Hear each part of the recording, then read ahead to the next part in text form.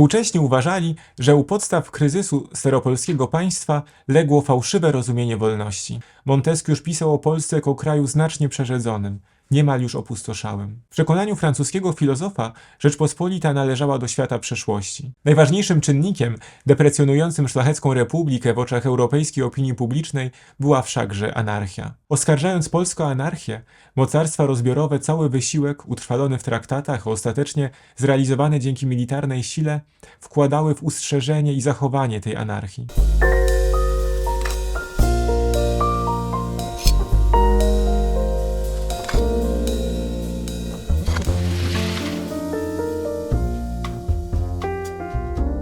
Jest rzeczą zupełnie naturalną, że kontakty i relacje przedstawicieli różnych wspólnot etnicznych, narodowych, językowych, religijnych prowadzić musiały do powstawania i utrwalania pewnych stereotypowych obrazów. Działo się tak na długo przed wykrystalizowaniem się nowoczesnego pojęcia narodu. Refleksje tego rodzaju znajdujemy już w starożytnej literaturze. Zdaje się, że dykcjonarz motywów przypisywanych poszczególnym narodom europejskim dość dojrzałą formę osiągnął już w ostatnich wiekach średniowiecza. W XV i XVI-wiecznych priamelach, cieszących się dużą popularnością wierszowanych spisach przywar i wad mieszkańców różnych regionów i miast, pojawiają się uwagi, które odnieść można do rzekomo charakterystycznego dla Polaków nieporządku. Jego symbolem stał się polski most. Pewien peregrynujący po Niderlandach w wieku XVII podróżny z Polski pozostawił następującą wersję tradycyjnego, wywodzącego się prawdopodobnie z Niemiec tekstu. Jako polskie mosty, tak niemieckie posty, mnich rodu czeskiego, a mniszka szwabskiego, więc żołnierz rakuski i statek francuski, włoskie siebożenie, hiszpańskie jedzenie, holenderskie straty na bogate szaty, pruskie nabożeństwo, wszystko to błazeństwo. Żyjący na przełomie XVI i XVII wieku humanista Gregorius Knapius, znany ze swego polsko-łacińsko-greckiego słownika, o priamelu tym pisał: jest to porzekadło popularne wśród nas Polaków. Jego pierwszy człon zawiera szczerą prawdę. Opinie i wyobrażenia o charakterze narodów europejskich stanowiły tworzywo na tyle plastyczne, że wykorzystywano je do rozwijania zdolności retorycznych i erystycznych. Przygotowanie wystąpienia podkreślającego zalety i ganiącego wady poszczególnych nacji, było znanym elementem studenckiej rywalizacji na wielu nowożytnych uniwersytetach. Występujący z apologetyczną mową na rzecz Polski, jeden ze studentów Uniwersytetu w Tybindze twierdził, że bredniami są wymysły ludzi nieznających się na rzeczy, którzy nazywają Polaków nieokrzesanymi i barbarzyńcami, podczas gdy wzajemne kontakty, zażyłość i przyjaźń z nimi zawarta świadczy, że są oni ludźmi dobrymi, prawymi, prostolinijnymi, otwartymi, obdarzonymi ludzkimi uczuciami, nader uprzejmymi i odznaczającymi się wszystkim, co cechuje prawdziwych ludzi. I trzeba raczej się obawiać, by u tych, co im uwłaczają, nie pojawiło się barbarzyństwo. Jego kolega zaprzeczył tym ocenom, mówiąc: co go bowiem natchnęło, by wyuzdaną zuchwałością barbarzyńską Polskę tak sławić i tak wywyższać? Polskę, w której ubóstwo i prostactwo miało swoją własną siedzibę i swój dom rodzinny. Równie długie tradycje ma odwoływanie się do wyobrażeń o charakterze i właściwościach poszczególnych narodów w działaniach propagandowych. Uwagi, sądy i komentarze o poszczególnych nacjach, przedstawionych w krzywym zwierciadle, oświetlonych z celowo wypaczonej perspektywy, podkoloryzowane i poddane zabiegom retuszerskim, od dawna były wykorzystywane w bieżącej walce politycznej. Powszechnie znany jest choćby przykład wymierzonych przeciwko Polsce kampanii dyfamacyjnych zakonu krzyżackiego. Argumenty te, przynajmniej dla części obserwatorów europejskiej sceny politycznej, były przekonujące, skoro pod znacznym wpływem krzyżackiej retoryki znalazł się wybitny humanista Eneasz Sylwiusz Piccolomini, późniejszy papież Pius II, powielając mniej lub bardziej świadomie obraz kolportowany przez propagandę krzyżacką w swej twórczości pisarskiej i epistolograficznej. Z usług myślicieli i intelektualistów korzystało wielu władców.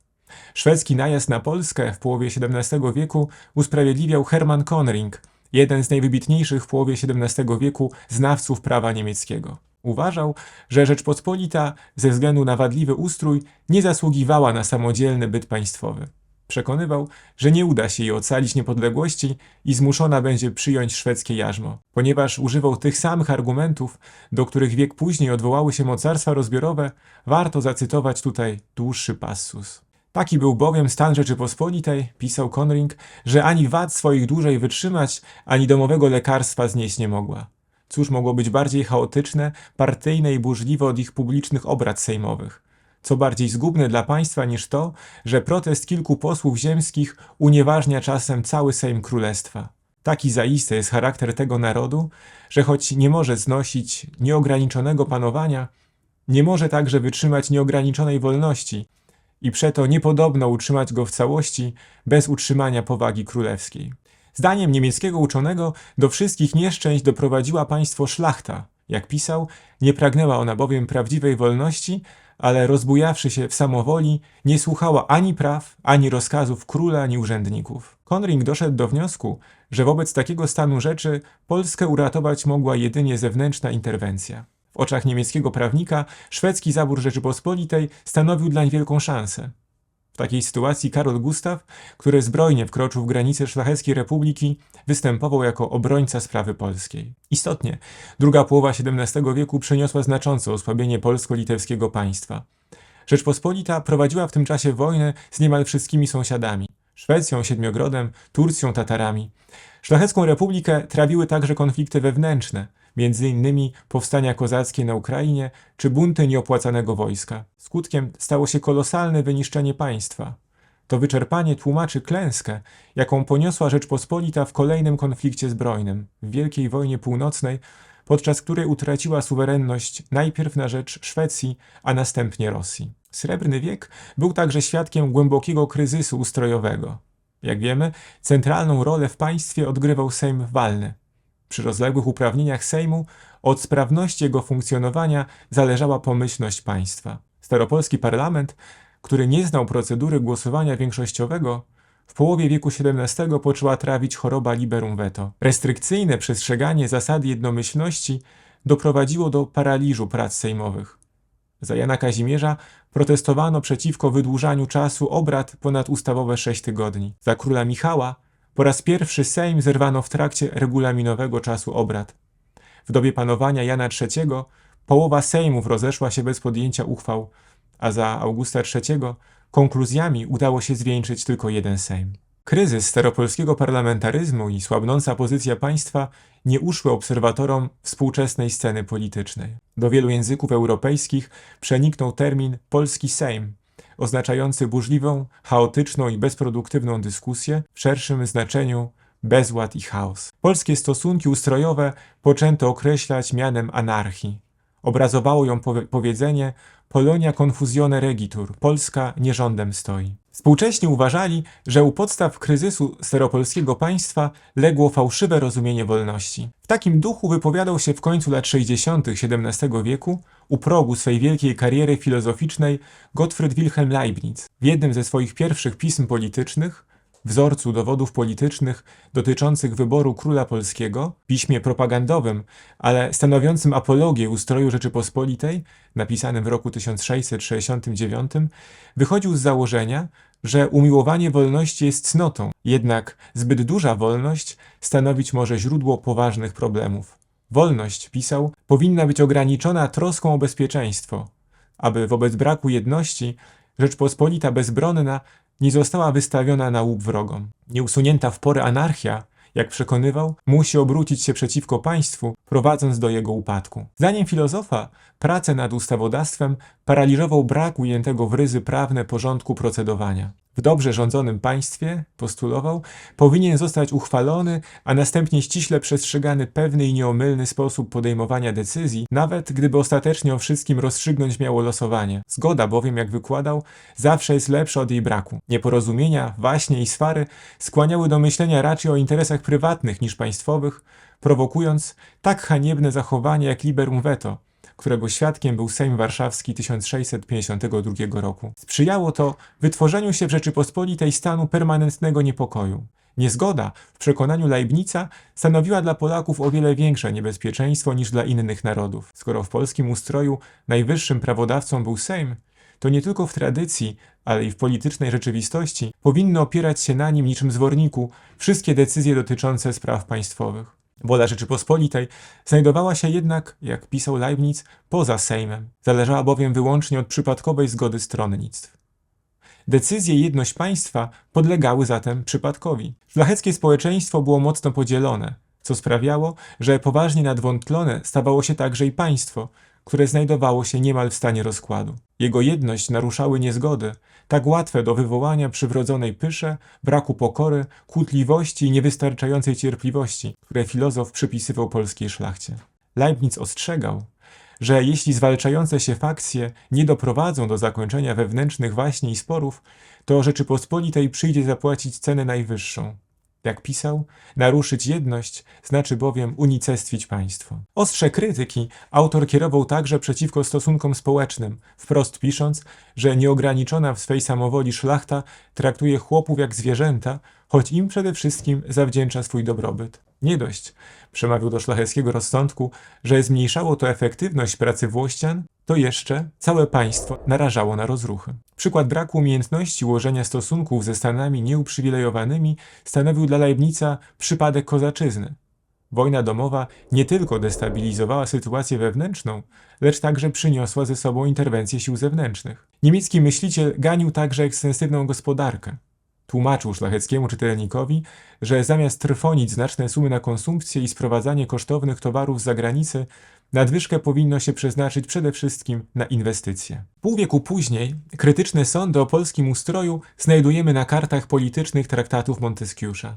Podobnie jak Leibniz, francuski myśliciel stał na stanowisku, że źródłem problemów trawiących Rzeczpospolitą było niewłaściwe pojmowanie wolności. W państwie polsko-litewskim, pisał, przedmiotem praw jest niezawisłość każdego obywatela i co z tego wynika?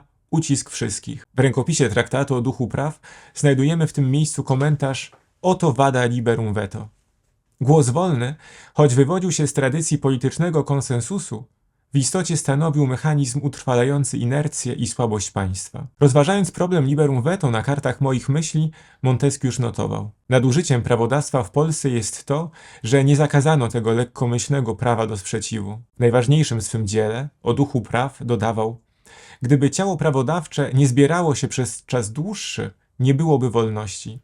Zdarzyłoby się bowiem to, albo nie byłoby już postanowień prawodawczych i państwo popadłoby w anarchię, albo też postanowienia te wychodziłyby z władzy wykonawczej, która w ten sposób stałaby się absolutną. Pierwszy przypadek występował w Rzeczypospolitej, która z powodu zrywania kolejnych sejmów nie była w stanie stanowić nowego prawa, przeprowadzić niezbędnych reform. Z pełni wolności w Rzeczypospolitej korzystać mogła jedynie szlachta. Dążąc do wyłączności władzy, już w wieku XVI osłabiła ona i zubożyła mieszczaństwo oraz całkowicie podporządkowała sobie chłopów. Byli oni poddani władzy szlachcica jako właściciela ziemskiego, który równocześnie miał wyłączne prawo chłopów sądzić oraz zakazywać im opuszczania wsi.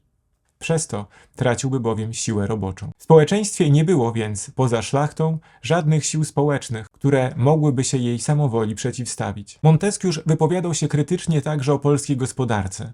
Z jego dzieł wyłania się obraz Rzeczypospolitej jako kraju niezamożnego, nieposiadającego niemal żadnych ruchomości świata, jak pisał, zapewniających dobrobyt państwu i społeczeństwu. Jedynym bogactwem, które Polacy posiadali, nie potrafiąc wszakże, jak uważał, właściwie z niego korzystać, było zboże. Za zasadniczy błąd polskiej szlachty uznawał skoncentrowanie handlu płodami rolnymi w Gdańsku. Państwo, pisał, nie powinno się wiązać, iż będzie sprzedawać swoje płody jednemu narodowi pod pozorem, że weźmie je wszystkie po pewnej cenie. Polska zawarła co do zboża taki układ z Gdańskiem. Wielu królów induskich ma podobny układ o korzenie z Holandią. Rzeczpospolita jawiła się Monteskiuszowi jako kraj na poły kolonialny. Wyrzeczenie się samodzielnej polityki gospodarczej było charakterystyczne dla państw skrajnie zubożałych, które starały się zgromadzić środki pozwalające wyłącznie na przeżycie, lub państw, które zostały pozbawione prawa stanowienia o sobie. Kraj niedysponujący ruchomościami świata i nie umiejący wykorzystać zasobów naturalnych, jakie znajdowały się na jego terytorium, wcześniej czy później musiał utracić suwerenność. Jak stwierdzał Monteskiusz, właściciele ziemi będą tam jedynie kolonistami cudzoziemców. Myśliciel zauważał, że znaczna część polskiego społeczeństwa była pogrążona w ubóstwie. Filozof notował, że w Polsce różnice fortun są olbrzymie, a kilku magnatów posiada całe prowincje. Ostrze krytyki nie było wszakże wymierzone tylko w finansowe nierówności. Odpowiedzialność za niepowodzenia polskiej gospodarki ponosili właściciele ziemscy, nie mający dostatecznego rozeznania w sprawach wytwórczości i handlu. Chodziło nie tylko o niekorzystne uzależnienie się od usług jednego pośrednika, lecz także o przyświecające polskim wytwórcom intencje. Celem ich nie był rozwój, lecz zaspokojenie własnych potrzeb. Na wyobrażenie francuskiego filozofa o polskich urządzeniach gospodarczych nie mogły nie wpłynąć doniesienia z frontu Wielkiej Wojny Północnej, podczas której wojska szwedzkie, rosyjskie, brandenburskie i saskie przez długie lata stacjonowały na terytorium Rzeczypospolitej. W listach perskich Montesquieu pisał o Polsce jako kraju znacznie przerzedzonym, niemal już opustoszałym. W przekonaniu francuskiego filozofa Rzeczpospolita należała do świata przeszłości. Refleksje te można było odnieść nie tylko do Polski. W roku 1724 na kartach rozważań o bogactwach Hiszpanii Montesquieu notował: mamy cały czas na Węgrzech i w Polsce dokładny obraz Europy zamierzchłych czasów. Z kolei w zbiorze moich myśli, niejako tłumacząc powody podróży na Górne Węgry, którą podjął w ramach swego europejskiego Grand Tour, pisał: wszystkie kraje były kiedyś takie, jakimi dzisiaj są Węgry. Ja zaś chciałem zobaczyć obyczaje naszych przodków. Montesquieu nie tylko wskazywał cywilizacyjne zapóźnienia Rzeczypospolitej, budował także jej obraz jako kraju wrogiego Żydom. A przecież cieszyli się oni w Polsce, zwłaszcza w porównaniu z państwami Europy Zachodniej, znacznymi przywilejami. Dowodzi to także, że filozof nie panował nad całokształtem spraw dotyczących bieżącej sytuacji Polski. Choć Montesquieuowi w sprawach polskich daleko do głębi dociekliwości, jaka cechowała innych francuskich autorów piszących w drugiej połowie XVIII wieku, jego poglądy na trwałe weszły do europejskiego dyskursu o Rzeczypospolitej, wzmacniając i poszerzając katalog dawnych, negatywnych wyobrażeń i stereotypów. Przede wszystkim chodzi o opacznie rozumiane w Polsce pojęcie wolności, brak cnoty umiarkowania i wynikające zeń różnice prawne i ekonomiczne pomiędzy poszczególnymi stanami. Sprawom polskim stosunkowo dużo miejsca poświęcono na łamach encyklopedii albo słownika rozumowanego nauk, sztuk i rzemiosł. Ukazująca się w latach 1751-80 encyklopedia na niemal 18 000 stron zawierała ponad 70 000 artykułów. Intencją twórców było zebranie i zaprezentowanie w jednym miejscu całej ludzkiej wiedzy, rozproszonej dotąd po całej kuli ziemskiej, przedstawienie wszystkich dostępnych informacji i usystematyzowanie ogółu znanych człowiekowi wiadomości. Uwagi dotyczące Rzeczypospolitej i jej mieszkańców odnaleźć można w blisko 500 artykułach. Główny tekst dotyczący Polski, zamieszczony w 12 tomie encyklopedii, publikowanym w roku 1765, liczył 17 dwuszpaltowych stron in folio. Dla porównania, artykuł opisujący Szwecję, która przez długie dziesięciolecia zajmowała ważne miejsce we wschodniej polityce dworu wersalskiego, zajmował ledwie 4 strony. W pewnym uproszczeniu obraz szlacheckiej Rzeczypospolitej przedstawiony na kartach encyklopedii można by zawrzeć w słowach: Polska, taka jaka się dziś przedstawia pod względem moralnym i fizycznym, zawiera bardzo uderzające kontrasty, łącząc godność królewską z nazwą Rzeczypospolitej, prawa z anarchią feudalną, zniekształcone rysy Republiki Rzymskiej z gockim barbarzyństwem, obfitość z biedą. Krytyka polskich stosunków politycznych, społecznych i gospodarczych koncentrowała się wokół kilku podstawowych kategorii, w przeważającej mierze znanych już z wcześniejszych świadectw, choć występujących niekiedy w innym kontekście. Niewłaściwego pojmowania wolności i wynikającej zeń anarchizacji życia politycznego, zdecydowanej przewagi szlachty nad pozostałymi stanami, bardzo trudnego położenia ludności chłopskiej, skrajnych różnic majątkowych i ogromnej biedy przeważającej większości społeczeństwa, a także cywilizacyjnego zacofania przede wszystkim w dziedzinie wytwórczości i handlu, wreszcie wokół barbarzyńskich obyczajów. Podążając za ustaleniami Montesquieu'a, encyklopedyści stwierdzali, że pod republikańskim imieniem państwa krył się w istocie ustrój arystokratyczny i to w wersji najpośredniejszej z możliwych. Louis de Jaucourt, autor encyklopedycznego artykułu poświęconego Polsce, pisał, że w Rzeczypospolitej panował ustrój godny dawnych wieków. Dobro państwa podporządkowane zostało szlachcie. Powtarzał za Montesquieu'em, że jedno z głównych źródeł polskich nieszczęść tkwi w niewłaściwym korzystaniu z wolności. Nadmierne przywileje, zdobyte wskutek zamieszek, buntów, zamachów i rewolt, sprawiły, że naród szlachecki, choć zachował władzę królów, przestał się ich lękać. Wśród przywilejów tych największe znaczenie miało prawo wyboru monarchy. Szlachta, krótkowzrocznie myśląc jedynie o własnych zyskach, nie brała pod uwagę wspólnego dobra. Wybierając monarchę, nie badała jego cnót i zalet, a pozbawiona zdolności przewidywania, wzrok swój kierowała jedynie ku materialnym korzyściom, które udałoby się zdobyć w okresie bezkrólewia. Pod rządami arystokracji, czytamy, interesy narodu sprowadziły się do interesów paru ludzi rządzących, stających się w ten sposób tyranami ludu. Taki był stan prawie wszystkich narodów w czasach feudalizmu.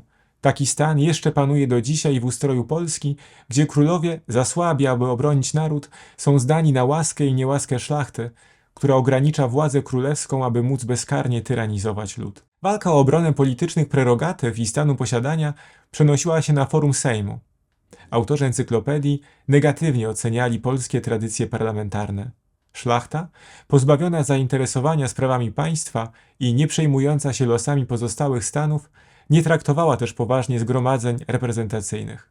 Stanowiły one co najwyżej okazję do towarzyskiego spotkania i hucznej zabawy. Na kartach encyklopedii czytamy: znane są szeroko sejmy polskie i sejmiki. Zebrania te zazwyczaj kończą się bijatyką i pijatyką na koszt mieszkańców i stają się dla nich istnym biczem bożym. Najpoważniejszą ustrojową chorobę Rzeczypospolitej encyklopedyści widzieli w liberum veto. Czytelnikom tłumaczono, że jest to mechanizm, za pomocą którego sprzeciw jednego tylko posła zniweczyć może dorobek całego zgromadzenia ustawodawczego. Musimy wyznać, stwierdzał autor, że jeśli czasem nawet przynosić może dobro, znacznie więcej wyrządza zła. Jeden poseł może nie tylko unicestwić dobrą decyzję, ale jeśli ma zarzuty przeciw wszystkim, wystarczy, aby zaprotestował i zniknął, a Sejm jest zerwany. Autor artykułu poświęconego Polsce nie miał wątpliwości, że większości szlacheckiej braci nie chodziło o obronę Rzeczypospolitej przed złym prawodawstwem. Tym bardziej, że jak pisał, zdarza się nawet, że zanim Sejm się uformował, już myślą o jego rozwiązaniu. Najbłahszy pretekst staje się zabójczym narzędziem. W opinii encyklopedysty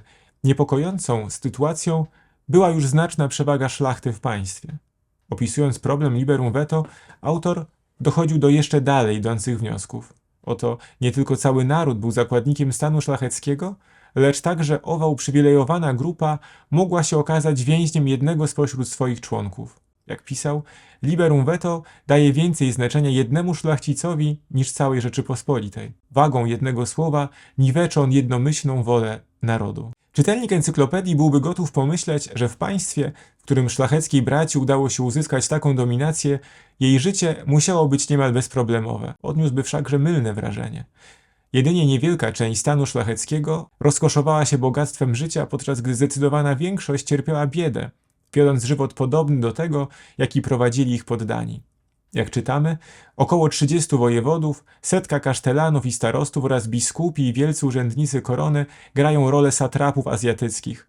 100 000 drobnej szlachty szuka jak może najniezbędniejszych środków do życia. Nie tylko wady ustrojowe, polegające na nadmiernej przewadze szlachty w życiu politycznym, spychały szlachecką Rzeczpospolitą ku przepaści. Ostrze krytyki wymierzone było także w stosunki społeczne.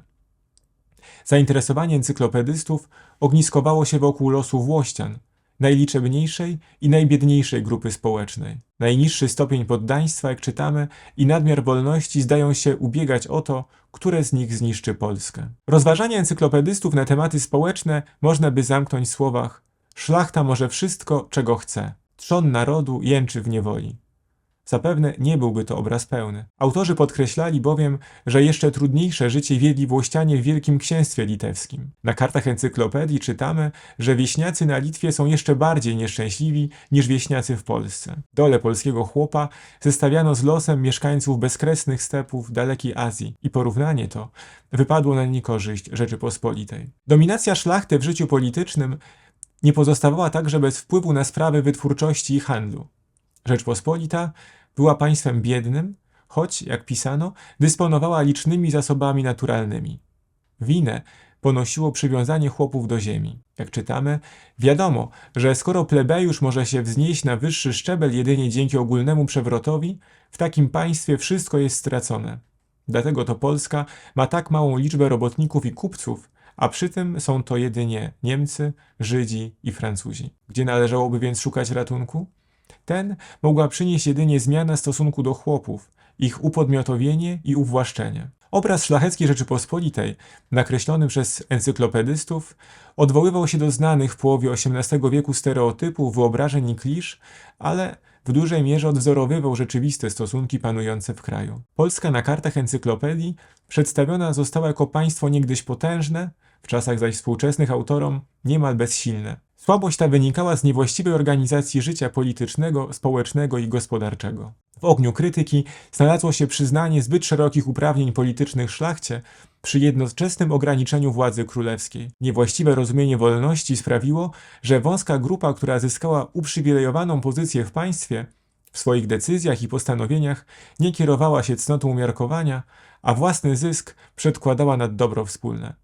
Walcząc w obronie wolności przeciwko despotycznym zapędom monarchów, szlachta stała się tyranem dla swych własnych poddanych, których traktowała niczym niewolników czy wręcz żywy inwentarz. Warto podkreślić, że na kartach encyklopedii Polska jawiła się jako państwo religijnej tolerancji, w którym schronienie mogli znaleźć przedstawiciele wszystkich mniejszości konfesyjnych i religijnych prześladowanych w innych krajach europejskich. Rzecz ta zmieniła się w drugiej połowie lat 60. XVIII wieku w związku z tak zwaną sprawą dysydencką. W listopadzie 1764 roku dzięki rosyjskiemu wsparciu koronę królewską nałożył na skronie Stanisław August. Młody władca planował zakrojone na szeroką skalę reformy ustrojowe, mające przynieść sanację państwa i jego instytucji, ze zniesieniem paraliżującego polski Sejm liberum veto na czele. Do wzmocnienia szlacheckiej republiki nie zamierzali wszakże dopuścić możni sąsiedzi, tak rosyjska imperatorowa Katarzyna II, jak i król pruski, jej aliant Fryderyk II. Już u zarania panowania Stanisława Augusta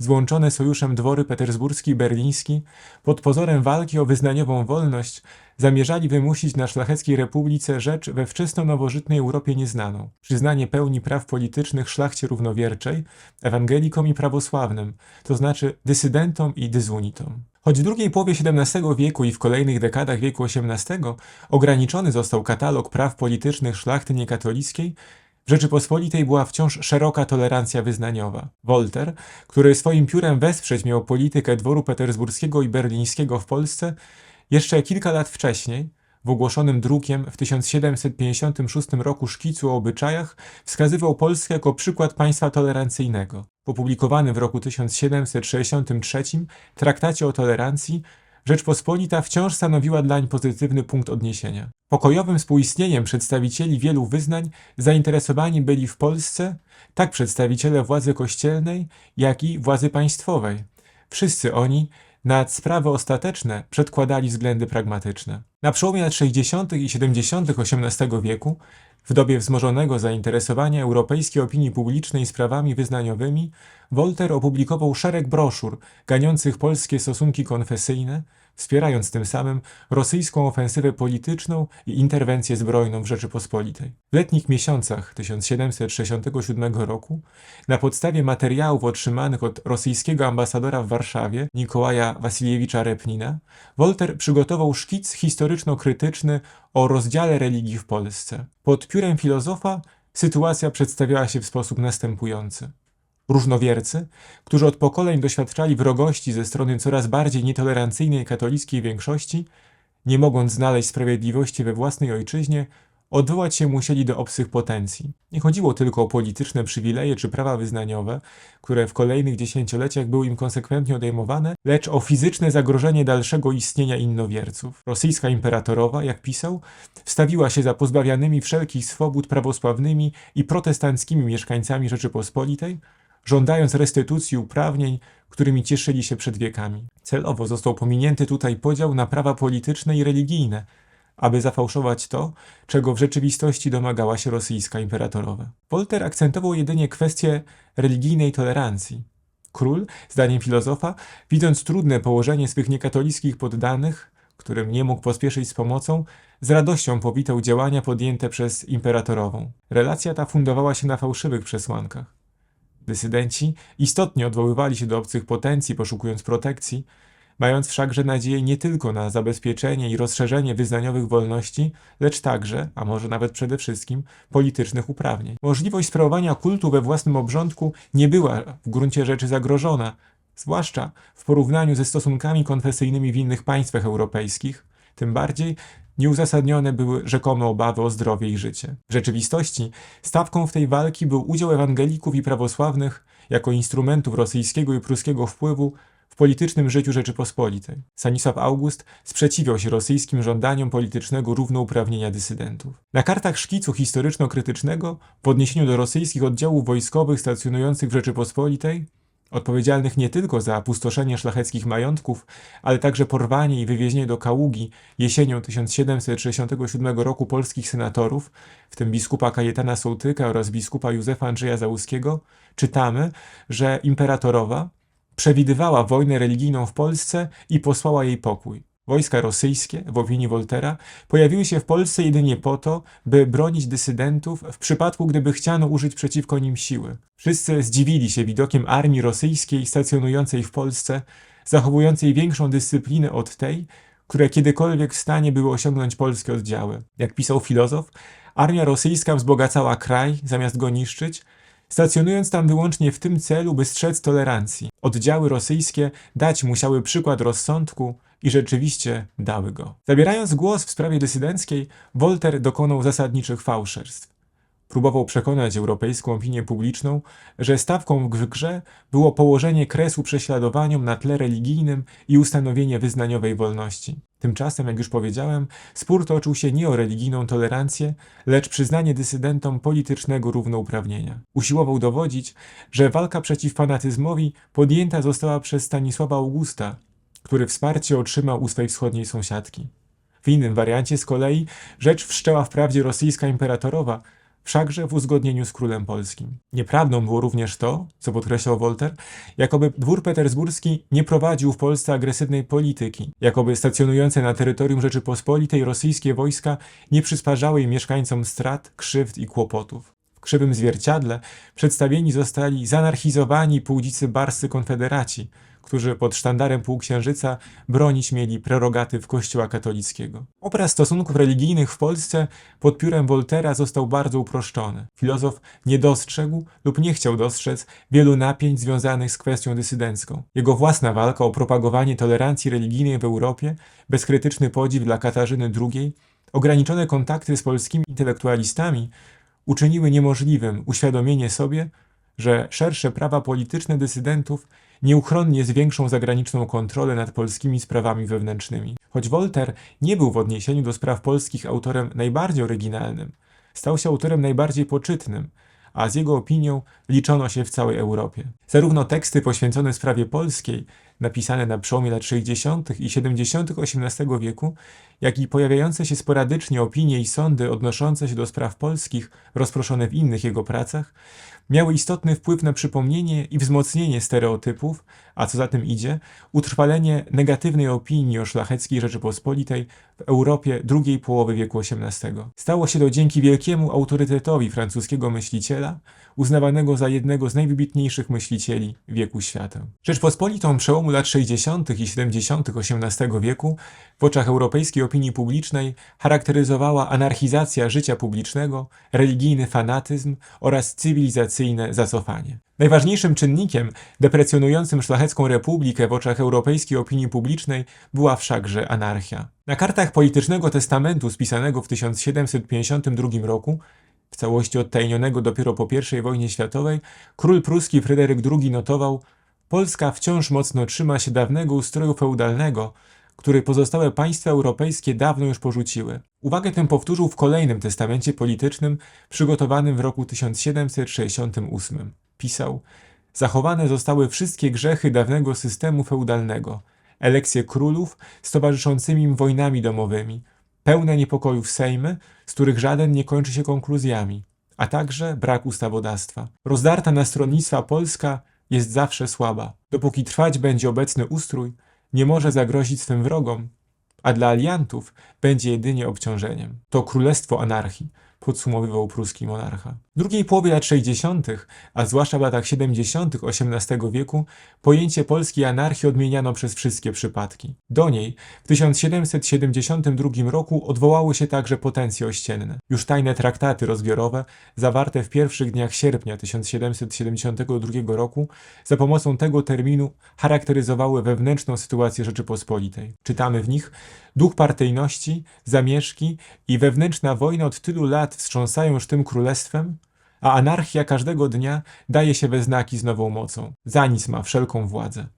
Wzbudza to, jak pisano, uzasadnione obawy, że wkrótce nastąpi całkowity rozkład państwa. Zakłóciłby on sytuację wszystkich sąsiadów, zmieniłby utrzymującą się między nimi dobrą harmonię i mógłby zapoczątkować ogólną europejską wojnę. W takiej sytuacji rozbiór jawił się jako wydarzenie o charakterze zbawiennym, łagodził konflikty w Szlacheckiej Republice i zapobiegał wojnie na Starym Kontynencie. Rozwinięcie tej idei znalazło się w rosyjskiej dedukcji przedłożonej wkrótce dworowi warszawskiemu. Czytamy w niej: jest to akt wspaniałości, że dwór rosyjski, pospołu z drugimi sąsiedzkimi potencjami, nakłonił się do uczynienia końca anarchii, która ją niszczyła, i do ubezpieczenia lepiej urządzonej, szczęśliwszej i spokojniejszej egzystencji. W taką wizję zdarzeń skłonnych było wierzyć wielu przedstawicieli Europejskiej Republiki Literackiej. W prywatnej korespondencji o rozbiorze zupełnie entuzjastycznie wypowiadał się Wolter.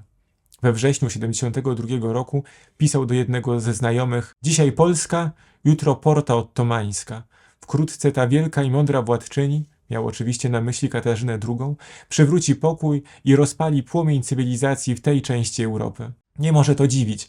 Od wielu już lat swym piórem filozof wspierał polską politykę Katarzyny II. Jak się jednak okazuje, był to pogląd o wiele bardziej rozpowszechniony.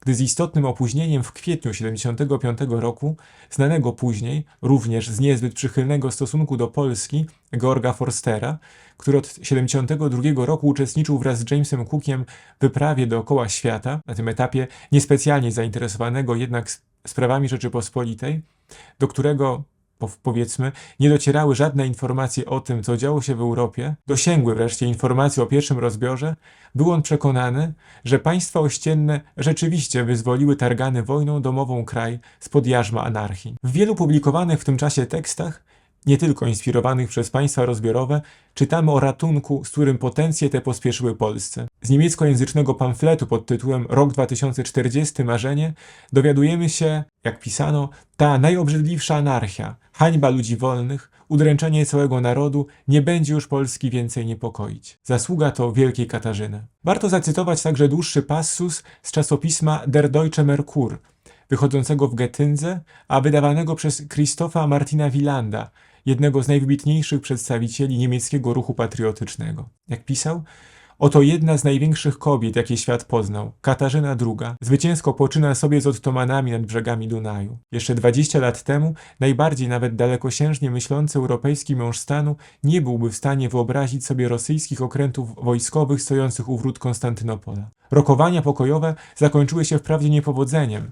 Szczęśliwa ta monarchini z pewnością da krajemu swojemu jednak takie granice, jakich szczerze pożąda i oczekuje. Wynik tej wojny będzie miał niewątpliwie zasadnicze znaczenie dla równowagi sił na północy. Jak pisał Wieland dalej, najściślejsze współdziałanie dworów wiedeńskiego, petersburskiego i berlińskiego, które określą na przyszłość granice Królestwa Polskiego w całej Europie, wywołuje znaczny zachwyt. Niech dzięki podjętym przez monarchów działaniom w nieszczęśliwym tym państwie na powrót zakróluje szczęście. Niech w ten sposób pomnożone zostanie dobro ludzkości. Polscy panowie nie rozumieją jeszcze, zdaje się, jakimi dobroczyńcami polskiego narodu i państwa stają się monarchowie trzech współdziałających dworów. Niech Polska będzie mniejsza, ale lepiej zarządzana. Niech w nowych granicach rośnie w siłę, tak, by cokolwiek chociaż znaczyć mogła w europejskiej równowadze. Można by powiedzieć, że Wieland stał się tubą propagandy państw rozbiorowych. W tym samym numerze Der Deutsche Merkur czytamy jednak o monarchicznym zamachu stanu w Szwecji. Łagodny, godny szacunku i miłości król Gustaw III, pogrążoną w przygnębiającej anarchii Szwecję, dla radości ludzkości, bez przelewu jednej choćby kropli krwi, dokonał jakże koniecznego przewrotu i przywrócił swój kraj do rodziny europejskich narodów. Widzimy zatem, że w odniesieniu do Szwecji narracja Wielanda wyraźnie rozmija się z wizją polityki petersburskiej. Rozbiór Polski w gruncie rzeczy akceptowany był przez także liberalną europejską opinię publiczną. Nie oznacza to wszakże, że Polacy nie podejmowali starań, by Rzeczpospolita była lepiej zarządzana. Wręcz przeciwnie. Liczne projekty melioracji urządzeń ustrojowych przedkładano już za Augusta II. W czyn próbowano je przekuć w dobie panowania Augusta III i Stanisława Augusta. Polskich wad ustrojowych zazdrośnie strzegły jednak potencje ościenne, przede wszystkim Prusy i Rosja. Fryderyk II notował: sąsiedzi zainteresowani są tym, by utrzymać Rzeczpospolitą w stanie słabości. Wspierają jej wolności, pielęgnują niezależność magnatów wobec ambicji ich królów. Sąsiedzi zabezpieczeni są przeciwko wszystkim krokom, które ta mogłaby podjąć, ponieważ nie ma na świecie łatwiejszej rzeczy niż zrywanie ich sejmów. We wszystkich kolejnych sojuszach prusko-rosyjskich, zawieranych w latach 20., 30., 40., a później latach 60. XVIII wieku, powtarzano zapisy o konieczności zachowania polskiego ustroju i pielęgnowania szlacheckich wolności, to znaczy poszczególnych elementów konstytuujących polską anarchię. Tajny artykuł dotyczący spraw polskich niemal bez zmian umieszczano w kolejnych konwencjach rosyjsko-pruskich. Chodziło o to, jak pisano, by utrzymać konstytucję, wolności, prerogatywy i prawa Rzeczypospolitej, przeciwdziałać wszystkiemu, co mogłoby prowadzić do ich zmiany. Zapis gwarantujący niezmienność polskiego ustroju w latach 20. XVIII wieku został przez Rosję narzucony także Szwecji i Austrii. Bardzo mocno trzeba podkreślić, że niezależnie od zmieniającej się sytuacji międzynarodowej, powstających i upadających kolejnych aliansów, ligi sojuszy, punkty dotyczące Polski stanowiły stały element traktatów rosyjskich, pruskich i austriackich. W swych przemyśleniach dotyczących Rzeczypospolitej większość przedstawicieli wieku świateł okoliczności tych nie brała pod uwagę. Zdawało się, że nie rozumieli bądź nie chcieli rozumieć tragicznego położenia Rzeczypospolitej. Na kartach encyklopedii przekonywano czytelników, że Rzeczpospolita z głębokiego upadku wciąż mogła podnieść się o własnych siłach. Niezbędnym warunkiem było wszakże, jak czytamy, pojawienie się mądrego i dobrego władcy, który obali władzę trybuńską, liberum veto, aby rządzić narodem na mocy większości głosów. W tym samym czasie, w którym prasy drukarskie opuszczał 13 tom encyklopedii, na łamach którego opublikowany został artykuł poświęcony Polsce, królewską koronę nakładał na skronie Stanisław August. Jak wiemy, próby naprawy państwa podjęte w pierwszych latach panowania króla sprowadziły nań gniew rosyjskiej imperatorowej i w konsekwencji doprowadziły do pierwszego rozbioru. Wolter w końcu 1772 roku pisał: rozbiór Polski jest karą za okropną anarchię. Polska może stać się jeszcze krajem kwitnącym, jeśli uda się jej anarchię zniweczyć. Powtórzył zatem myśl wyrażoną kilka lat wcześniej przez encyklopedystę. Kolejna próba, którą podjęto za panowania Stanisława Augusta, zwieńczona szeroko komentowaną w całej Europie konstytucją uchwaloną 3 maja 1791 roku, skutkowała takim okrojeniem państwa, że przestało ono być zdolne do istnienia. Oskarżając Polskę o anarchię, mocarstwa rozbiorowe cały wysiłek utrwalony w traktatach, a ostatecznie zrealizowany dzięki militarnej sile, wkładały w ustrzeżenie i zachowanie tej anarchii. Drugi rozbiór stanowił zresztą tylko wstęp do ostatecznego wykreślenia Rzeczypospolitej z politycznej mapy Europy. W styczniu 1797 roku w Petersburgu przedstawiciele Austrii, Prusji i Rosji podpisali konwencję o ostatecznym zatwierdzeniu podziału. Jak czytamy, uznana została konieczność usunięcia wszystkiego, co może przypominać istnienie Królestwa Polskiego. W XVIII-wiecznej opinii publicznej Polska stanowiła przykład krzywdy społecznej i feudalnego zacofania. Krytykowano archaiczne stosunki własnościowe, zwłaszcza położenie chłopów. Dobitnie pisano o skrajnych nierównościach majątkowych, biedzie wielkiej części społeczeństwa oraz skłonności najlepiej sytuowanych do orientalnego przepychu. W europejskiej opinii publicznej zakorzeniło się przekonanie o polskim fanatyzmie religijnym. W przededniu pierwszego rozbioru propaganda koncentrowała się na tej właśnie kwestii, niezwykle nośnej w zachodniej Europie. Wydarzenia lat 1766-72 i towarzysząca im publicystyka inspirowana przez dwory zaborcze zdecydowało o utrwaleniu w europejskiej opinii publicznej wyobrażenia o religijnym zaślepieniu polskiej szlachty. Sprawa dysydencka nie wiązała się wprawdzie bezpośrednio z decyzją o rozbiorze, przygotowała jednak grunt pod akcję podziałową, przeciw której oświecona Europa nie zaprotestowała. To, że mocarstwa dokonujące bezprecedensowej w dziejach grabieży ziem innego państwa nie musiały podejmować szerszej akcji propagandowej, nie wynikało tylko z dokonanej znacznie wcześniej dyskredytacji Polski na arenie międzynarodowej. Przesądziły o tym także inne względy, przede wszystkim przyzwyczajenie europejskiej opinii publicznej, i to co najmniej od początku lat 60. XVIII wieku, a być może nawet wcześniej, do tego, że dwór petersburski ma właściwie prawo swobodnie realizować swe polityczne zamierzenia wobec Rzeczypospolitej. Państwa polsko-litewskiego od dekad nie postrzegano już jako partnera w stosunkach międzynarodowych. O jakiejkolwiek formie znaczącej mobilizacji w obronie szlacheckiej republiki, publicystycznej, politycznej czy militarnej nie było nawet mowy.